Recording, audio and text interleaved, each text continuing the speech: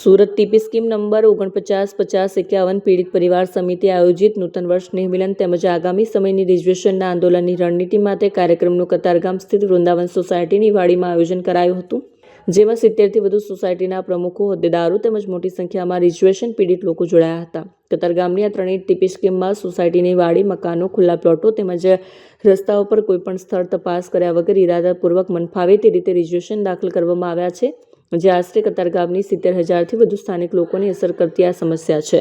ગત સમયે તારીખ 19/6/25ના રોજ મનપાની કચેરીમાં મોરચો લઈને મોટી સંખ્યામાં રજૂઆત કરવા ગયા ત્યારે રિઝર્વેશન હટાવી દેવાનું ફક્ત આશ્વાસન આપવામાં આવ્યું.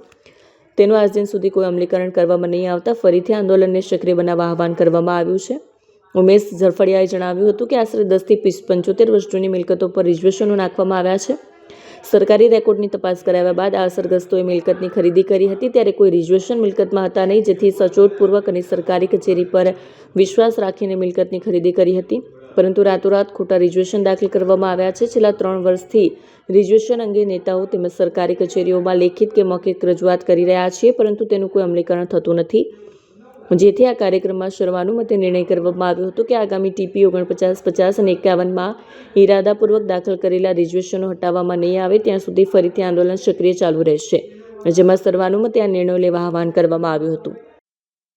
ઉમેશ ઝડફિયા, ટીપી 495051 જે છેલ્લા 3 વર્ષથી જે સોસાયટીઓની વાડીઓમાં, ખુલ્લા મકાનોમાં, પ્લોટમાં કે રસ્તાઓમાં રિઝર્વેશન નાખવામાં આવ્યું છે કે જે અગાઉના સમયમાં જ્યારે ડ્રાફ્ટ ટીપી બની ત્યારે કોઈ રિઝર્વેશન તે જગ્યા ઉપર હતું નહીં, પણ અત્યારે છેલ્લા 3 વર્ષથી આ જગ્યા ઉપર રિઝર્વેશન નાખવામાં આવ્યું છે. તે બાબતે અમે વારંવાર લેખિત તેમજ મૌખિક રજૂઆત જે તે સરકારી વિભાગમાં તેમજ નેતાઓને અમે રજૂઆત કરી છે, રૂબરૂ તેમજ મૌખિકમાં, પણ તેનું કોઈ નિરાકરણ હજી આવ્યું નથી.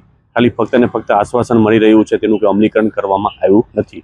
તો અમે ગત રોજ એક સોસાયટીની વાડીમાં કતારગામની 70થી વધારે સોસાયટીના પ્રમુખો, હોદ્દેદારો તેમજ જે પીડિત પરિવાર છે તેમના અસરગ્રસ્ત લોકો અમે એની એક મિટિંગ મળી હતી.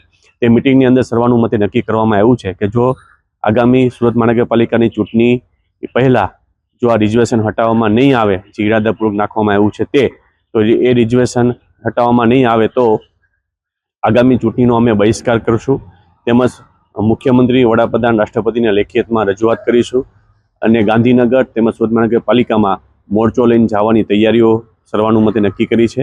તેમજ સોસાયટીઓના ગેટ ઉપર જાગૃતિ માટે બેનરો લગાવીશું, તેમજ જે 5 મહિના પહેલાં જે સુરત મહાનગરપાલિકા કતારગામ ઝોન દ્વારા જે કબજા લેવામાં આવ્યા છે તે કબજાઓ અમને પરત આપે 7 દિવસની અંદર. જો પરત નહીં આપે તો અમે ઉપવાસ આંદોલન કરવા માટે પણ અમે તૈયારી સર્વાનુમતે નક્કી કરવામાં આવ્યું છે.